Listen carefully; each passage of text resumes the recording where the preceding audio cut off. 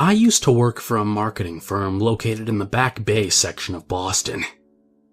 It was a small company, but large enough that we operated on an entire floor of the building we rented, and that I wasn't familiar with everyone else who worked there. I started in 2007 as part of their web-based media team. For those of you who don't know anything about the marketing business, it's very client-driven. A team of producers sell our services to companies, often a little overzealously, and the designers and developers typically have to work like slaves to meet their producers' promises. This can mean late nights, taking a cab home because the commuter rails shut down, and it also means coming in on weekends and working late then, too. It was November of 2008, and we had a big promotional site being developed for a rather important client. I'm not at liberty to give out the details surrounding the project, but it's not relevant to this story anyway.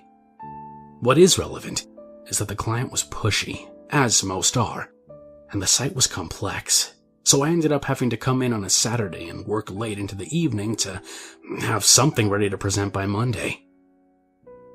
If you've ever worked in an office on the weekend, you know just how different and isolated it can feel. There were other people at first, ambitious or merely driven, doing their thing. But never did our paths cross. The office was organized in patches of cubicles.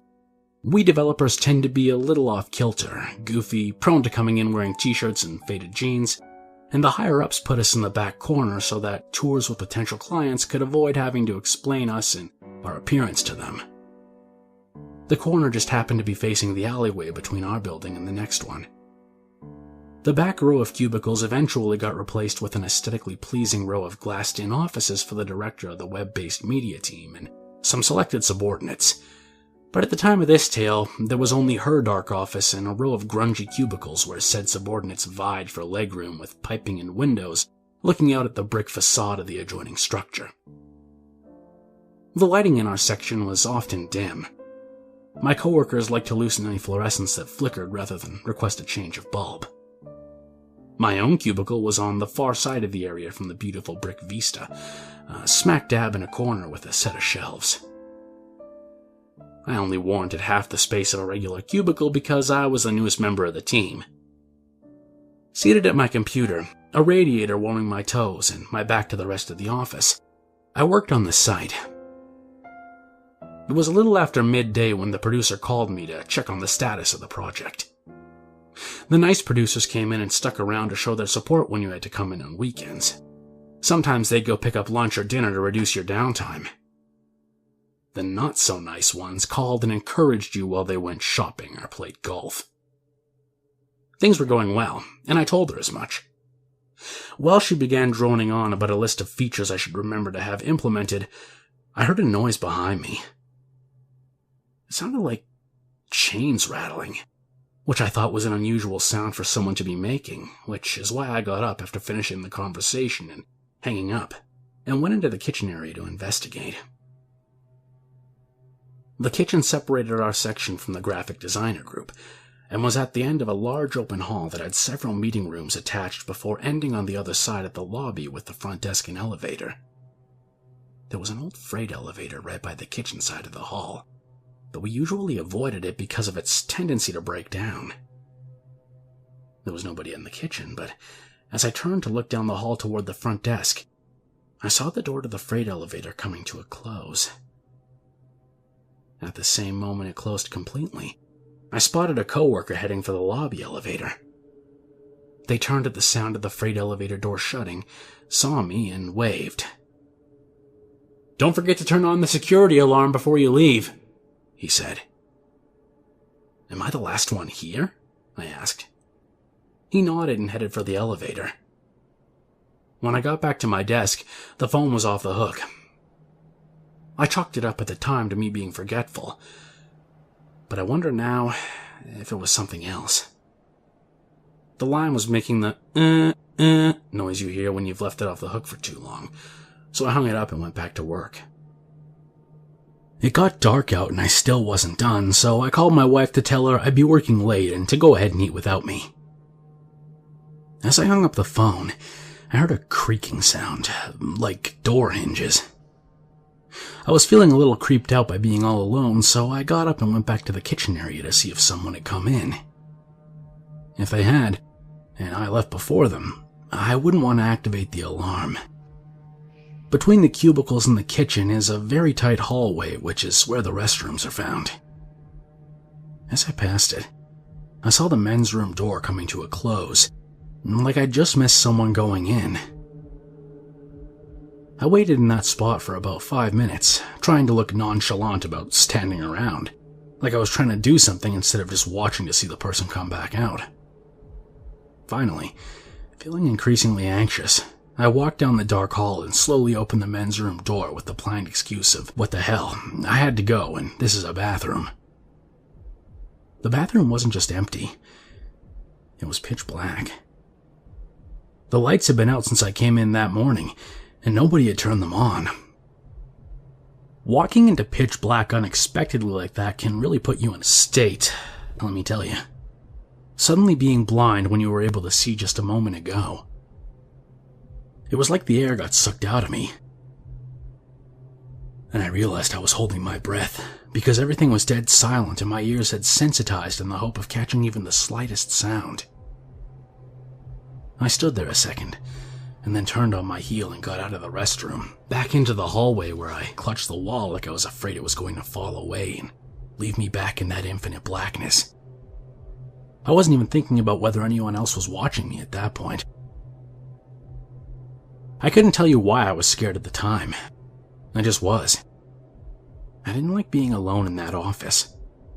I knew that right outside was a brightly lit city, but somehow it all seemed really far away. The train station was a block away. I could run to it and be home in a couple hours, but then I'd have to explain to the producer that I wasn't done the site because I got scared, and she was sure to tell everyone else and I'd be laughed out of the office. I flipped the light switch to the restroom there in the hall and went back in. The men's room was about the size of 2 of our cubicles and even grungier than the alley back behind the office. There were 2 stalls, a pair of urinals and a trio of sinks with a wall-length mirror. I hated the urinals because one was right by the door and I felt like people passing by could see in while I went. The other was made for a midget. Even though I was alone, I went and sat down in the stall. I also just felt the need to sit and relax a moment. I was just beginning to relax when I heard the door creak again, followed by footsteps on the tiles. I was relieved by the sound because it meant I wasn't alone. Someone else had come in, and all that sudden fear was just me being irrational. I cleared my throat, a tradition I do to sort of say, "This stall is occupied." The moment I made the sound, the footsteps stopped.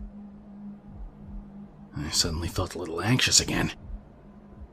I cleared my throat a little less obviously, to make it seem less like an introduction and more like I just had a bit of congestion. The footsteps suddenly began to get closer. When it sounded like they were right outside my stall, they came to a stop. I got real tense and leaned down to look at the person's shoes. There weren't any. At that moment, I got goosebumps on my arms and my heart rose up into my throat. My stomach was doing cartwheels, but I went about the routine of finishing up, flushing, and opening the stall door. The room was empty. I went over to the sink and began washing my hands, constantly looking over my shoulder and around the room in the mirror. I went to the hand dryer and started it up and was rubbing my hands together when I heard another sound right behind me. I could see in the reflective chrome of the dryer nozzle, the other stall door was shut where before it had been wide open.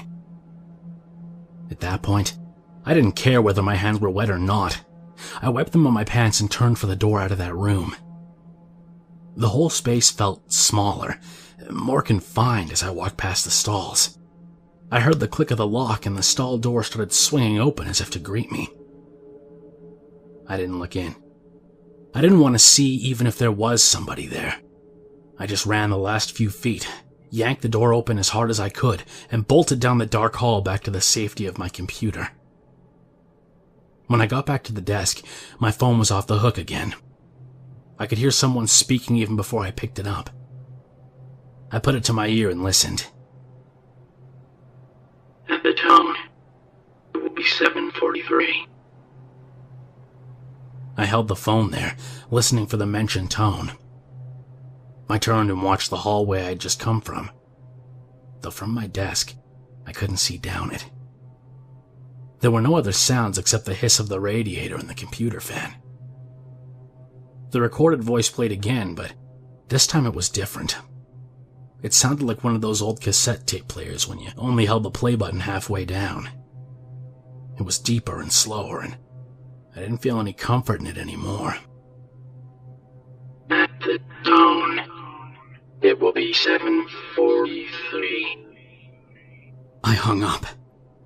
At that point, I decided that I did not want to be there anymore, and I didn't care if I got laughed at later for it. I grabbed my satchel and saved my work. Just as I told Windows to shut down, the phone rang.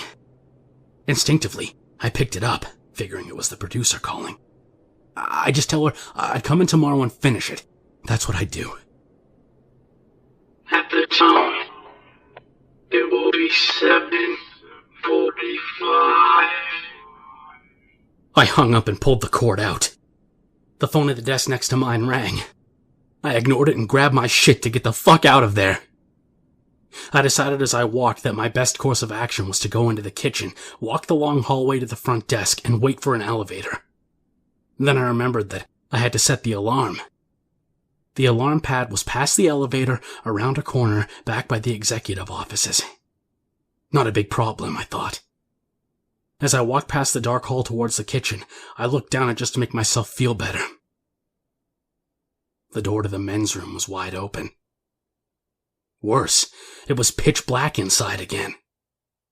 But I realized as I stopped and looked that I had never turned it off. The linchpin in my horror came when the door suddenly began to slowly shut, as if it had been waiting for me as an audience before doing so.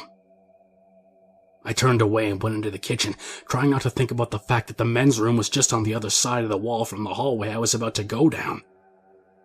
I looked down the hall with the front desk and the elevator out of there, and it never seemed so far away before. I took a step, and from behind came another sound that sent shivers down my spine. The crash bar on the fire escape being pushed. I turned 180. The fire escape was located right next to the director's office and was just about 2 rows of cubicles away from the kitchen area. As I watched, the door to the fire stairs down the back of the building swung slowly open into darkness. I turned back toward the hall and ran. The sound of a ding indicated the arrival of the freight elevator, and as I passed it, the doors slowly began to open, just like the stall door in the bathroom. I heard the sound of rattling chains from inside, but I didn't look. I was running for that front desk, running for the elevator down to the lobby.